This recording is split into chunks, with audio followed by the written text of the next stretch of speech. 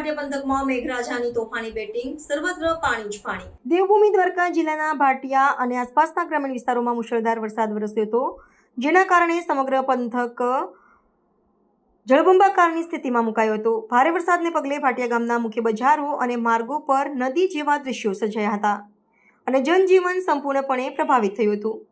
વરસાદનું જોર એટલું હતું કે થોડા સમય માટે ભાટિયાને ભોગાત ગામ સાથે જોડતો રાજ્ય ધોરીમાર્ગ પણ વાહન વ્યવહાર માટે બંધ કરવાની ફરજ પડી હતી. નીચાણવાળા વિસ્તારોમાં આવેલા ઘરો અને દુકાનોમાં પાણી ઘૂસી જતા સ્થાનિક નાગરિકોને ભારે હાલાકીનો સામનો કરવો પડ્યો હતો.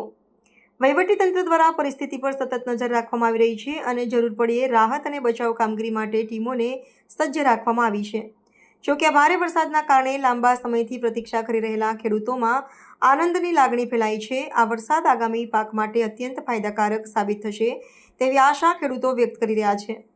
હવામાન વિભાગે આગામી દિવસોમાં પણ સૌરાષ્ટ્રના કેટલાક વિસ્તારોમાં ભારે વરસાદની આગાહી કરી છે.